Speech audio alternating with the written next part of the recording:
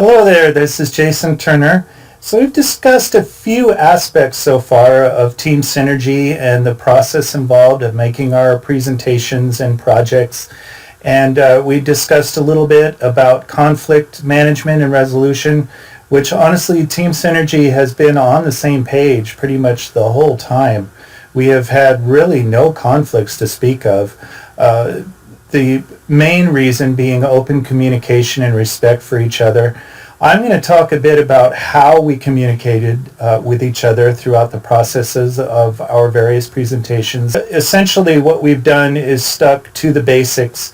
Our instructor advised us that it would be best if we did not utilize any private chats or phone calls or emails because she couldn't really monitor those.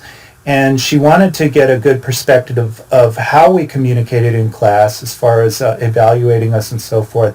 So here you'll see the main forum here. The group discussion board is where we spent a lot of our time communicating. We created various threads here. You'll see the latest one is slides for presentation. We've got a Project 6 discussion going there. The one thing that we did run into was an overabundance of different threads and discussions going on, and that got kind of cumbersome, especially early on in the seminars. We haven't completely ironed that out yet, and we still kind of have a little bit too many conversations going on in different places. We've narrowed it down a bit, so we've gotten better at it. So what could happen is people, of course, go to school pretty much at night or other times. They do have full-time commitments. So they'll come on and there'll be different conversations and different things going on, and they may overlook some things and post things twice.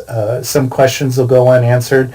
So it was tricky to try to coordinate it. In later seminars, we did try to organize each one to have specific key things being discussed, and our presentation would have updates as we went. If we go into slides for presentation, there was a question posed here, and this is us giving some feedback and different answers and things that would have been best off having been under one separate heading or having a special area just for questions, and we tried to do that. But again, we didn't perfectly refine that at this point, but it was a good learning process. The other thing that we attempted to do at one point was utilize the group blog, and I had posted a discussion here, and a couple of people had responded to it with comments. It didn't really catch on, and the main reason for that is the group discussion board, when you go in, will show you numerically how many things have not been read yet. It'll allow you to respond and so forth.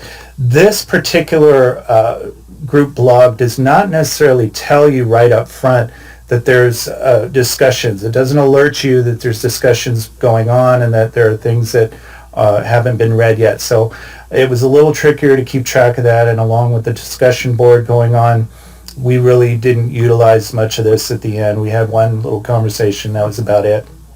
Other than that, we used Google Docs to come up with various documents and so forth.